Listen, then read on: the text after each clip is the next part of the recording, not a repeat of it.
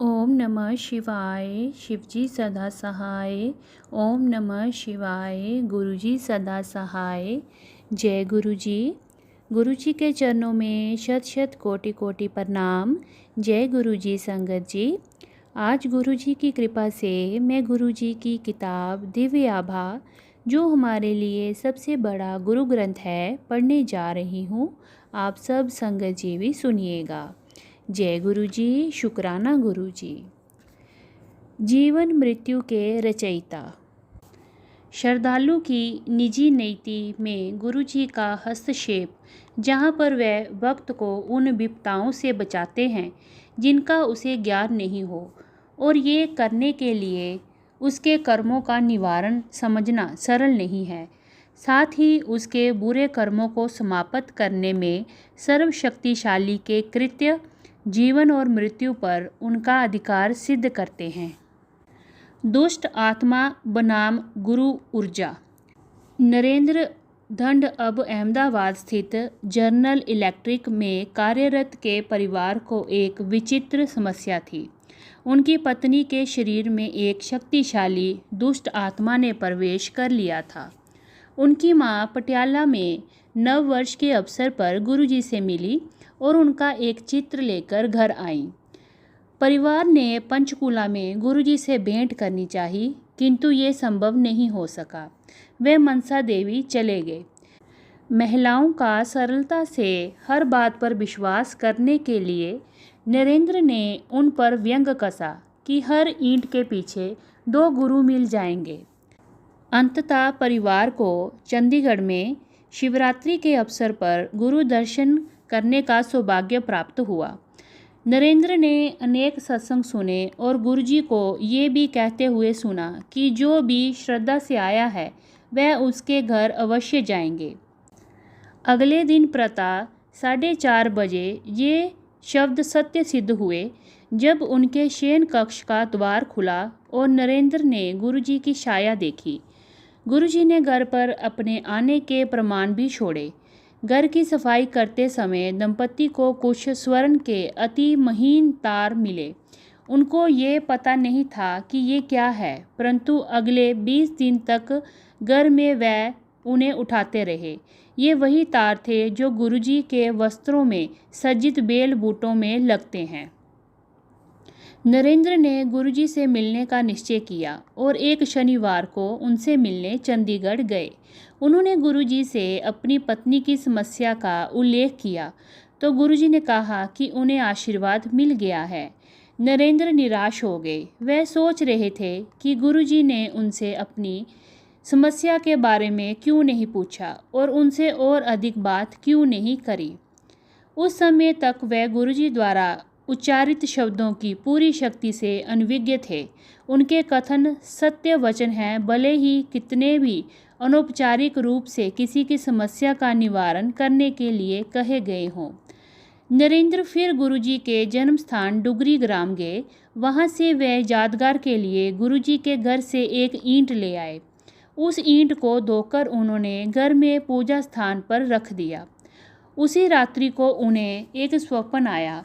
उन्होंने देखा कि वे नारी आत्मा जो उनकी पत्नी के शरीर में थी ने अब उनके शरीर में प्रवेश कर लिया है।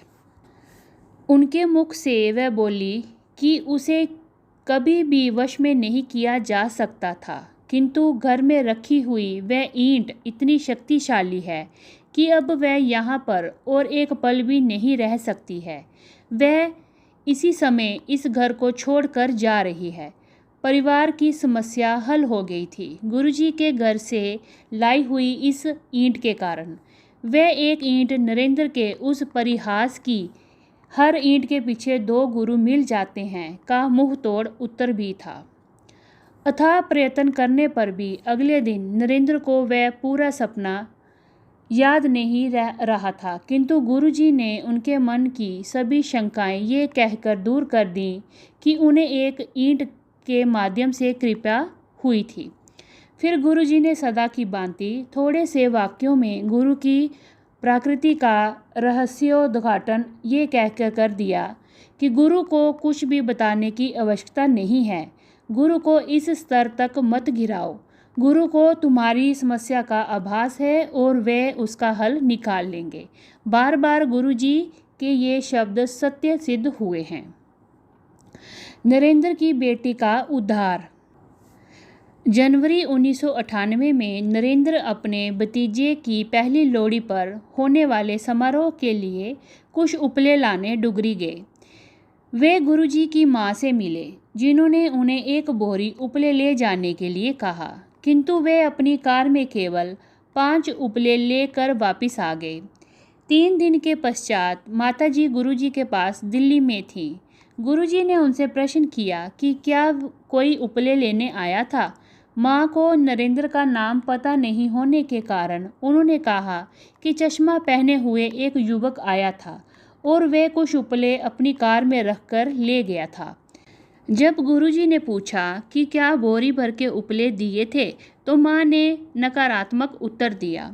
फिर गुरुजी जैसे अपने आप से बात करते हुए बोलने लगे कि होगा या नहीं होगा। ये उन्होंने 2 बार दोहराया। फिर वह बोले कि जब होगा वह देख लेंगे।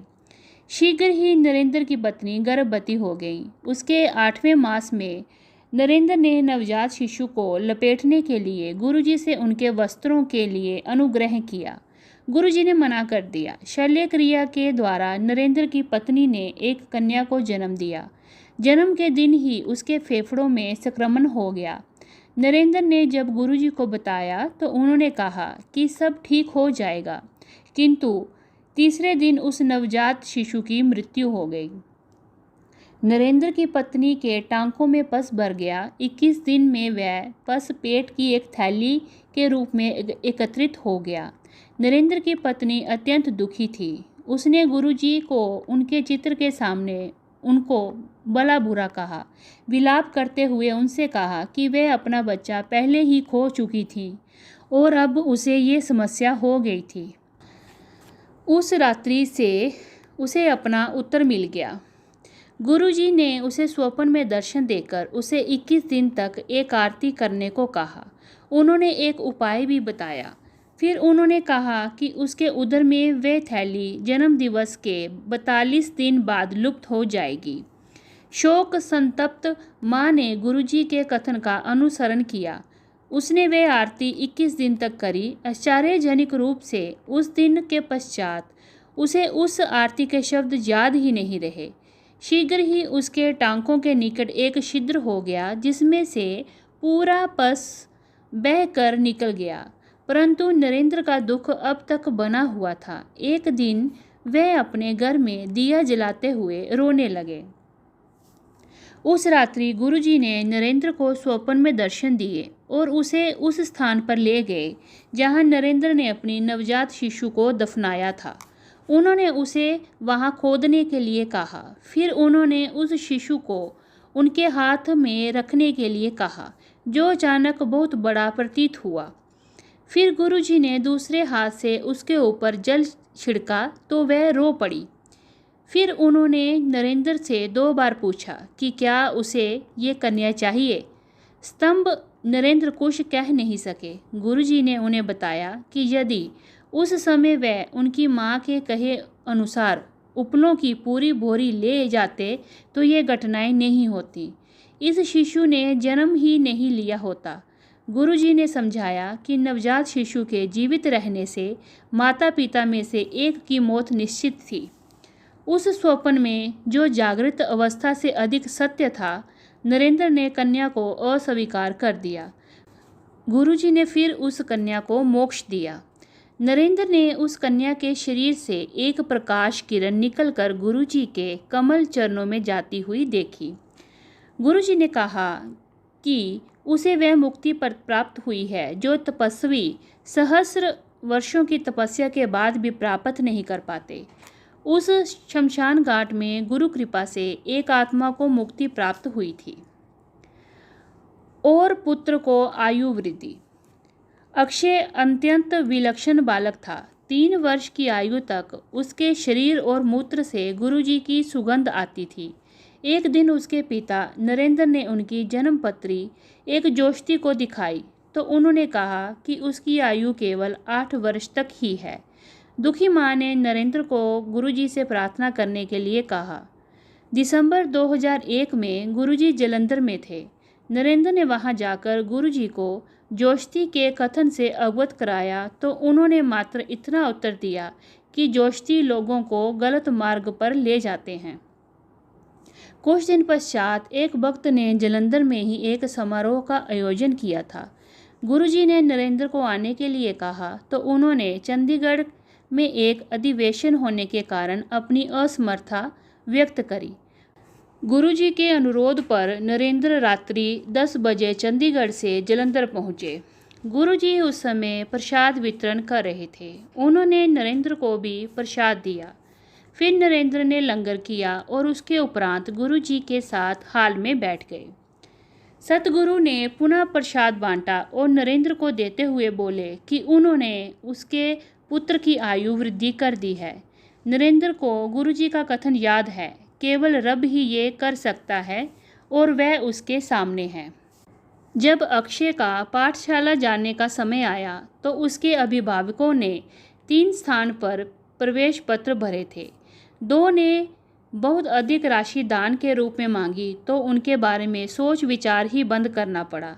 एक स्वप्न में गुरुजी ने अक्षय की जेब में उनका चित्र रखने का निर्देश दिया और कहा कि ऐसे उसका प्रवेश हो जाएगा। तीसरे स्कूल में बच्चे के साक्षात्कार के दिन यद्यपि उसके माता पिता गुरुजी का चित्र लेकर भेजने में उत्सुक नहीं थे, उन्होंने उसकी जेब में एक चित्र रख ही दिया। उसके पिता चिंतित थे। 5000 में से केवल 250 बच्चे चुने जाने थे, परंतु अक्षय का विश्वास अटल था। परिणाम आने पर वह चकित हो गए। प्रवेश सूची में उसका नाम 5वें स्थान पर था और उनको कोई अतिरिक्त पैसा भी नहीं देना पड़ा था। मृत्यु पथ से बचाव। जनवरी 1998 में 3 साधु नरेंद्र के घर आए। उनमें से एक भविष्यवाणी करने लगे और नरेंद्र की मां को बताया कि उनके बड़े पुत्र की अब तक मृत्यु हो जानी चाहिए थी।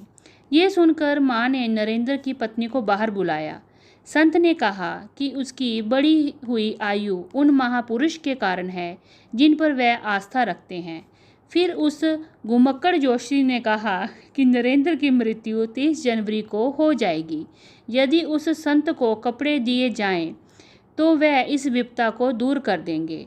नरेंद्र की पत्नी चिंतित हो गई और उसने नरेंद्र को गुरुजी के पास भेज दिया क्योंकि वह तिथि निकट ही थी। 30 जनवरी को नरेंद्र गुरुजी के साथ थे। उस रात को नरेंद्र की पत्नी ने स्वप्न में देखा कि गुरुजी और माँ काली एक साथ हैं और गुरुजी काली को दंपति को आशीर्वाद देने को कह रहे हैं। माँ के हाथ में एक चांदी की छड़ है। उन्होंने दंपति को अपने हाथ आगे करने को कहा। नरेंद्र के ऐसा करने पर माँ ने उनके हाथ पर छड़ से वार किया। नरेंद्र की पत्नी ने भयभीत होकर मना कर दिया और हाथ आगे नहीं बढ़ाया। गुरुजी ने कहा कि छड़ के उस बार से नरेंद्र के बुरे कर्म नष्ट हो गए थे। उन्होंने नरेंद्र की पत्नी को यह भी बताया कि वह दृश्य काल्पनिक न होकर वास्तविक है। उसी समय नरेंद्र की पत्नी जग गई। उसने देखा कि उनके पूजा स्थान पर रखे हुए गुरुजी के चित्र में लाल कपड़े काले हो गए थे, काली माँ के समान। 5 मिनट के पश्चात कपड़े पुनः लाल हो गए। मृत्यु के चिन्ह मिटाए। लुधियाना में उनके पैतृक घर के द्वार पर 2 हाथ चिन्हित थे। नरेंद्र की पत्नी को कुछ अंदेशा था कि उसने अपनी सास को दर्शन के लिए नैना देवी के मंदिर भेज दिया। जब वह वहां पर नहीं थी, नरेंद्र की पत्नी घर साफ करने और उन निशानों को मिटाने में लग गई। उसने उन चिन्हों को अपने हाथ से मिटाने का प्रयत्न किया। रात तक उस हाथ में अत्यंत वेदना और सूजन आ गई थी। 4 दिनों में बाएं अंग में पक्षाघात हो गया। चिकित्सकों ने औषधियां आरंभ करवाकर कुछ व्यायाम करने को कहा। नरेंद्र जालंधर में कार्यरत थे। पत्नी के समाचार सुनकर वह घर आना चाह रहे थे, किंतु पत्नी ने उन्हें फ़ोन कर चिंता मुक्त रहने के लिए कहा। सदा की भांति गुरुजी ने उसको रोग मुक्त किया था। उसने बताया कि वह अपना दुखड़ा गुरुजी के चित्र के सामने व्यक्त कर रही थी कि अचानक गुरुजी प्रकट हो गए। अपने इस प्रकार प्रकट होने के अचंभे के शांत होने के बाद वह दंपति के बिस्तर पर बैठ गए। उन्होंने बताया कि उन चिन्हों का अर्थ सास की निश्चित मृत्यु थी, जो उन्होंने मात्र हाथों के लकवे में परिवर्तित कर दिया था। गुरुजी ने अपने भक्त के हाथ मले और फिर उन्होंने हिलाने को कहा। जब वह नहीं कर सकी तो उन्होंने प्रक्रिया दोहराई। इस बार वह हाथ को हिला सकी। लकवा लोप हो गया था। गुरुजी ने सलाह दी कि वह अपनी सास से उनके चित्र पर जल डलवाएं और जब इस जल से उन चिन्हों पर छींटे मारे जाएं। छींटे मारते ही वह भूरे से लाल रंग के हो गए। गुरुजी ने बोला कि उन्हें आशीष मिला है। नैनीताल का निमंत्रण। जून 2002 में गुरुजी की संगत के साथ नैनीताल जाने की योजना बन रही थी। नरेंद्र की पत्नी सोच रही थी कि गुरुजी उनको साथ चलने के लिए कहेंगे या नहीं। नरेंद्र ने कहा कि ना तो वह उनके पुराने अनुयायी हैं, ना ही धनवान हैं, ना गुरुजी उनको संभवतः आने के लिए कहें। शीघ्र ही पता लगने वाला था कि उनका सोचना कितना गलत है।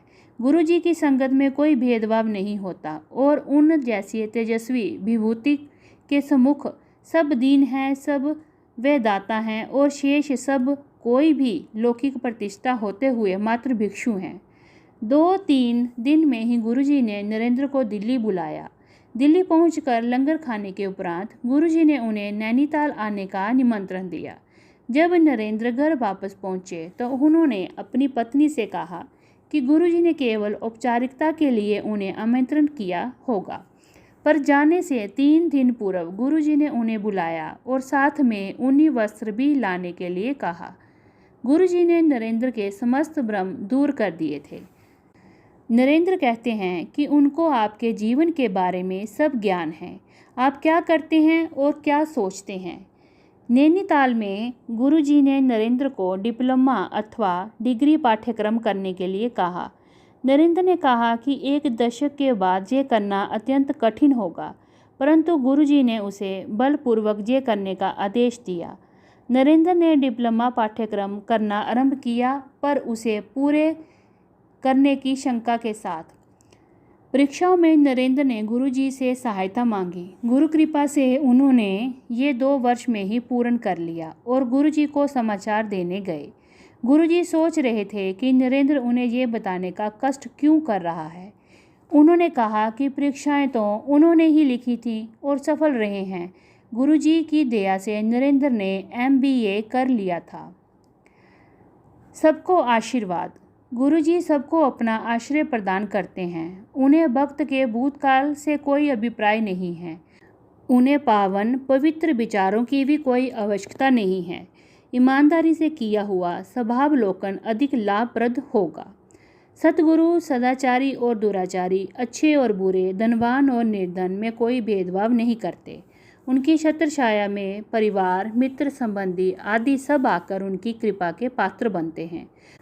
पर सतगुरु के साथ एकाकार होने के लिए स्वाभिमान को समाप्त कर उनको समर्पण करना अनिवार्य है। फिर गुरुजी अपने भक्त के जीवन पथ को ही सहज कर देते हैं और उसके बुरे कर्मों को जैसा उन्हें उचित लगे निष्फल कर देते हैं। नरेंद्र के भाई सुनील शिव के परम भक्त हैं और दोनों भाई अमरनाथ यात्रा एक साथ कर चुके हैं। 2005 के जून मास में सुनील फिर से अमरनाथ यात्रा पर गए थे। इस स्थान पर भूस्खलन हो रहा था और पहाड़ ऊपर से बड़े बड़े पत्थर गिराते आ रहे थे। बस एक गहरी खाई के किनारे रुकी हुई थी। सुनील ने गुरुजी को याद किया, उनका चित्र निकालकर उसके ऊपर जल डाला और उस जल को उस दिशा में छिड़क दिया जिधर से पत्थर गिर रहे थे। भूस्खलन बंद हो गया और सब यात्रियों को नवजीवन मिला। उसके पश्चात जब सुनील गुरुजी के दर्शन के लिए दिल्ली गए तो गुरुजी ने उन्हें संगत को ये नया अनुभव सुनाने को कहा। उनके जीवन की रक्षा करने के लिए गुरुजी ने अन्य अनेक यात्रियों को जीवन दान दिया था। ये पहला अवसर नहीं था जब गुरुजी ने सुनील को जीवन दान दिया था। वर्ष 2000 में सुनील के अपेंडिक्स की शल्यक्रिया हुई थी, पर उसके पश्चात सुनील को मूत्र नहीं आ रहा था। ये गंभीर था।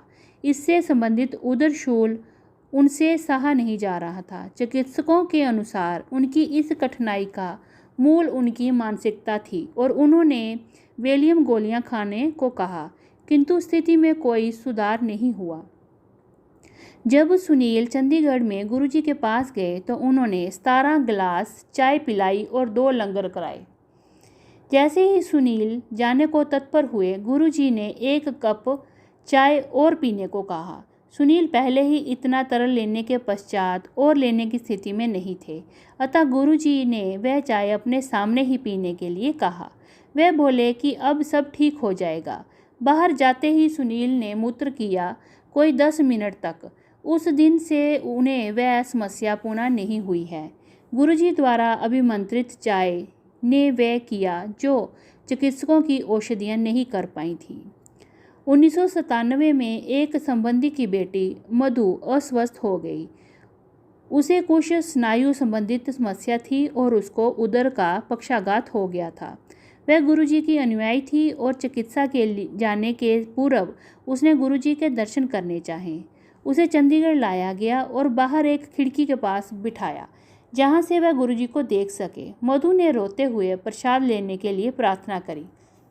गुरुजी ने उसकी अवस्था को परीक्षा लेने के लिए उसको सबसे अंत में प्रसाद दिया। उन्होंने उसको पटियाला के राजेंद्र चिकित्सालय में प्रविष्ट कराने को कहा। 2 सप्ताह वहाँ रहकर उसके स्वास्थ्य में सुधार हुआ। चिकित्सालय से निकलकर वह पुनः गुरुजी के दर्शन के लिए आई। उसके शरीर में एक बोतल लगी हुई थी जो गुरुजी ने निकलवा दी। चिकित्सक आश्चर्यचकित थे। उनके अन्य रोगियों को कोई लाभ नहीं हुआ था, किंतु वह 3 सप्ताह के उपचार के पश्चात स्वस्थ हो गई थी। सतगुरु के दर्शन ने पुनः दिव्य चिकित्सा का कार्य किया था। गुरुजी की महिमा एक अन्य संबंधी पर भी हुई। जब गुरुजी चंडीगढ़ में रहते थे, लंगर मलेरकोटला से आता था। कुछ परिवारों को लंगर बनाने का कार्य दिया गया था। नरेंद्र की मामी गुरुजी के पास कुछ चपातियां बनाकर भेजना चाहती थी। इस मनोरथ को व्यक्त करने के अगले दिन ही एक भिखारी उनके घर आया और उसने भोजन मांगा, किंतु उन्होंने मना कर दिया। भिखारी ने कहा कि पिछली रात को तो वह लंगर की बात कर रही थी, पर अब चाय भी नहीं दे सकती है। उनको इसका तात्पर्य तब फिर भी समझ नहीं आया, पर वह उसके लिए चाय और 2 लड्डू ले आई। भिखारी ने उनसे कुछ भी मांगने के लिए कहा। उसके इस कथन को भी समझ पाने में असमर्थ वह बोली कि उनके पास गुरुजी की दिया हुआ सब कुछ है। भिखारी ने तुरंत कल्याण होगा कहा। मामी जी भिखारी को शांति से खाने देने के लिए छोड़कर घर के अंदर चली गई। थोड़ी देर बाद उन्होंने देखा कि वह भिखारी चला गया है और गिलास वहीं पर रखा हुआ है। भिखारी के अचानक अदृश्य होने से सामान्यतः वह पैसे मांगे बिना नहीं जाते हैं। उनको आभास हुआ कि गुरुजी ही उस वेश में आए होंगे। नास्तिक पर कृपा। जनवरी 2004 में गुरुजी के पिताजी की अवस्था बिगड़ गई और नरेंद्र को उनकी देखभाल करने के लिए उनके पास भेजा गया। उन्हें मलेरकोटला के सार्वजनिक चिकित्सालय में दिखाया गया। उनके चिकित्सक डॉक्टर गुरविंदर को गुरुजी के विषय में बताया गया, पर उन्होंने इसमें कोई रुचि प्रकट नहीं करी। गुरुजी ने नरेंद्र को डॉक्टर गुरविंदर के साथ 1 घंटे का सत्संग करने के लिए कहा। चिकित्सक ने मना कर दिया। गुरुजी ने फिर नरेंद्र को चिकित्सक से समय नियुक्त कर मिलने के लिए बोला। नरेंद्र की बातें सुनकर भी चिकित्सक ने अलौकिक पर विश्वास करने से बिल्कुल मना कर दिया और कहा कि सबका उत्तर विज्ञान के द्वारा दिया जा सकता है। फिर भी गुरुजी चिकित्सक को अपने मार्ग पर लाने को दृढ़ संकल्प थे। उन्होंने नरेंद्र को चिकित्सक को दिल्ली आने के लिए निमंत्रण देने के लिए कहा। डॉक्टर गुरविंदर ने मना कर दिया, पर जैसे विधि की इच्छा उन्हें दिल्ली में आयोजित एक समारोह के लिए आना पड़ा। डॉक्टर गुरविंदर को 2 दिन गुरुजी की संगत में आए। अगले दिन जब गुरुजी ने उन्हें वापस भेजा तो उन्होंने कहा कि वे मलेरकोटला 5 घंटे में पहुंच जाएंगे, यद्यपि दिल्ली से वहां तक 7-8 घंटे का मार्ग है। गुरुजी के कथनानुसार जब यात्रा में 5 घंटे ही लगे तो उनको बहुत अचंभा हुआ। दिल्ली में गुरुजी ने नरेंद्र को चिकित्सक से संपर्क स्थापित कर उनसे उनकी बेटी की कुशल क्षेम पूछने को कहा। जब नरेंद्र ने गुरुजी से कारण पूछा तो उन्होंने बताया कि वह मानसिक रोग से पीड़ित है। नरेंद्र ने गुरुजी की इच्छा का अनुसरण किया। चिकित्सक से पूछा कि वे उनकी बेटी के बारे में जानने में क्यों उत्सुक हैं। नरेंद्र ने जब गुरुजी की बात बताई तो चिकित्सक ने माना कि दिल्ली में गुरुजी की संगत में आने के पश्चात उसमें 85% सुधार है। यद्यपि चिकित्सक अलौकिक में विश्वास नहीं करते थे, फिर भी उनकी बेटी स्वस्थ होने के मार्ग पर थी। अगले सप्ताह वे फिर गुरुजी के दर्शन के लिए दिल्ली आए। शीघ्र ही उनकी बेटी पूर्ण रूप से स्वस्थ हो गई। नरेंद्र को गुरुजी से मिलने के पश्चात कुछ अभूतपूर्व आध्यात्मिक अनुभव भी हुए हैं। उनमें उन्हें न केवल गुरुजी के अलौकिक रूप के दर्शन हुए, उनकी धार्मिक प्रवृत्तियों में भी परिवर्तन हुआ है। स्पष्ट है कि ऐसे अनुभव करवा कर सतगुरु अपने भक्त को अध्यात्मक रत्न देकर उसे सही राह पर लाने की चेष्टा करते हैं। अमरनाथ, मैं ही शिव हूँ। नरेंद्र बचपन से शिव के भक्त रहे हैं। वह माला जपने और अमरनाथ, जहाँ पर बर्फ का शिवलिंग है, जाना पसंद करते थे। गुरुजी से मिलने के पश्चात वह अपने भाई सुनील के साथ पुनः उस पवित्र स्थान पर गए। जब वह दोनों गुफा के अंदर जाने के लिए पंक्ति में खड़े हुए थे, नरेंद्र को दिवा स्वप्न होने लगा। गुरुजी की संगत का पूरा दृश्य उसकी आंखों के सामने होता हुआ गुजर गया। चाय प्रसाद आए हुए भक्तों में बांटा जाता, हाल में गूंजती हुई शब्द कीर्तन की मधुर वाणी और पेट भरकर लंगर, भक्तों द्वारा सुनाए गए सत्संग जिनमें वह अपने निजी जीवन में हुए चमत्कारों का वर्णन करते। देर शाम को पंजाबी गानों, पुराने संगीत या गजलों से वातावरण भर गया। ये सब याद करते हुए नरेंद्र के मन में प्रश्न उठ खड़ा हुआ कि गुरुजी कौन है। उसके मन में यह प्रश्न आने की देर थी कि शिवलिंग से उसके ऊपर की दिशा में किरणें निकलीं और वह उसके ऊपर 1 फुट के वृत्त में फैल गई। उसमें नरेंद्र को शिव के दर्शन हुए, जिन्होंने गुरुजी की छवि बना ली और पुनः शिव की आकृति में आ गए। नरेंद्र के कान में एक ध्वनि गूंजी, मैं शिव हूँ, मैं सब कुछ हूँ। पूरी गुफा में गुरुजी की गूंज फैल गई, जिसका आनंद नरेंद्र के छोटे भाई सुनील ने भी उठाया। उसी दिन उनके लुधियाना वाले घर में उसकी पत्नी को एक स्वप्न आया। उसमें गुरुजी को हाथ में त्रिशूल लिए नंदी पर बैठे हुए देखा। केवल 3 माह तक गुरुजी के पास जाने के पश्चात सर्वकर्ता गुरुजी ने भक्त को अपने वास्तविक रूप से पराचित करा दिया था, शिव। गुरुजी ने एक अन्य अवसर पर अपना परिचय दिया। नरेंद्र परिवार सहित समराला के निकट शिवलिंग के दर्शन करने गए थे। नरेंद्र की पत्नी ने उन्हें सोमवार को वहां दूध आदि अन्य सामग्रियां ले जाकर वहां पूजा करने के लिए कहा। नरेंद्र ने मना करते हुए कहा कि गुरुजी ही शिव और शिवलिंग हैं। उसी रात को उनकी पत्नी को एक स्वप्न देखा। वह एम्पायर स्टेट में गुरुजी के सम्मुख बैठी हैं। उसने गुरुजी को एक पत्र दिया। वह एकदम उठे और अंदर चले गए और अपना एक चित्र लेकर आए।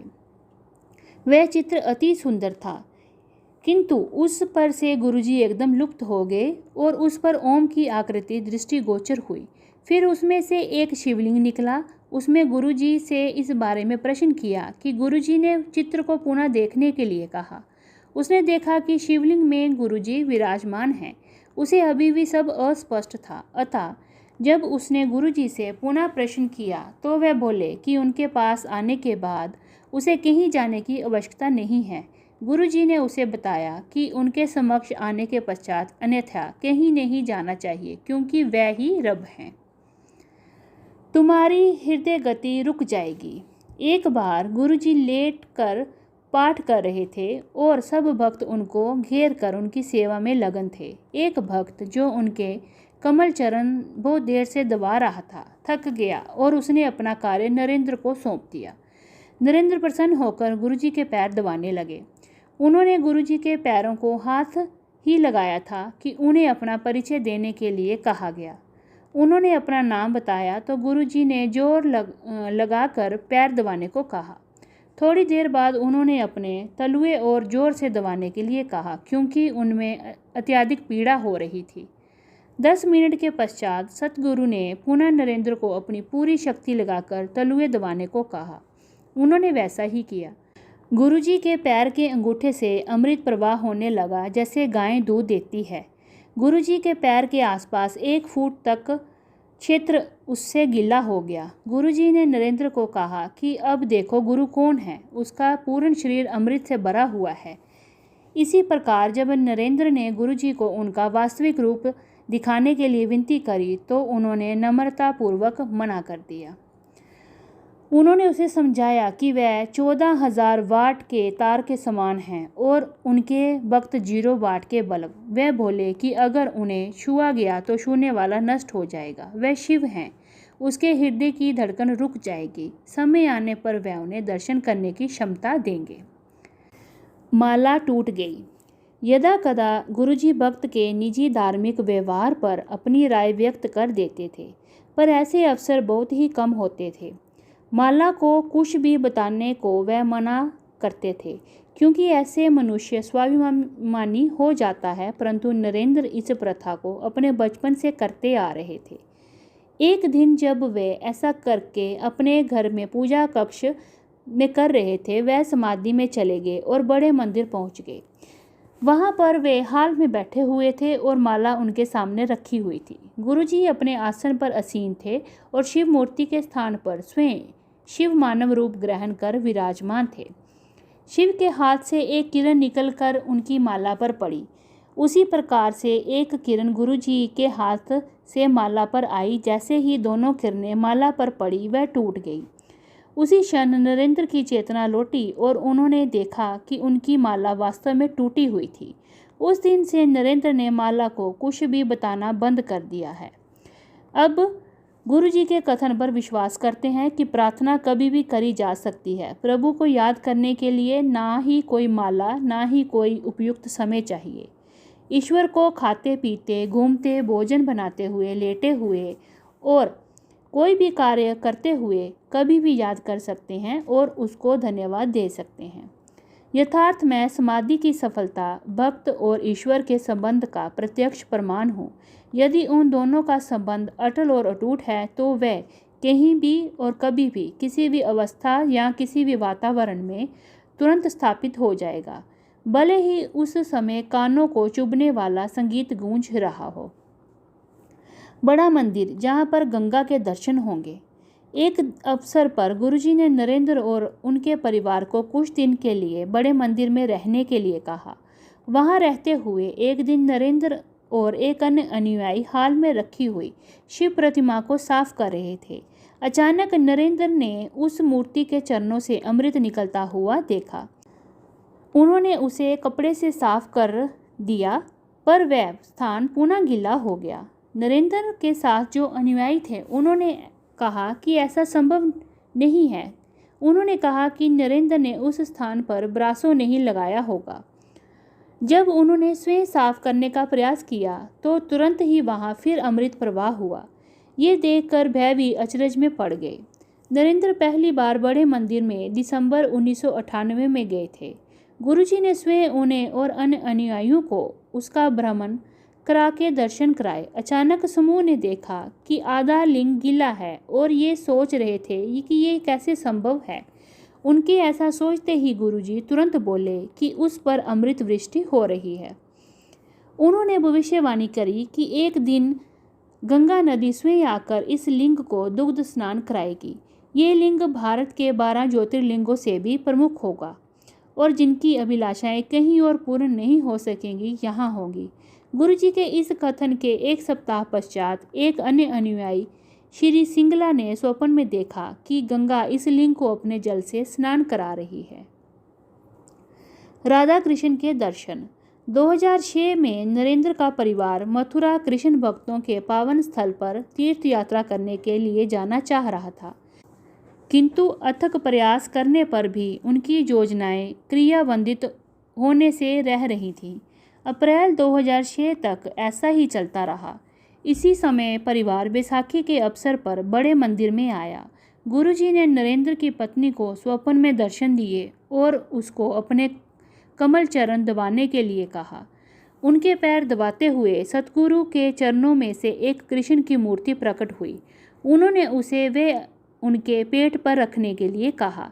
जब उसने ऐसा किया तो वह पेट के अंदर जाकर अंतर्ध्यान हो गई। फिर गुरुजी अपने कक्ष में गए और नरेंद्र की पत्नी ने देखा कि वह एक मंदिर में परिवर्तित हो गया है। वहाँ पर राधा कृष्ण का एक विशाल चित्र था।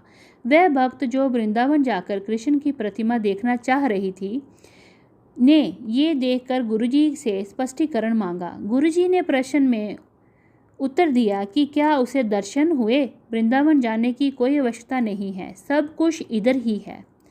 नरेंद्र एक अन्य घटना का वर्णन करते हैं जिसमें गुरुजी ने अपनी वास्तविकता प्रकट करी थी।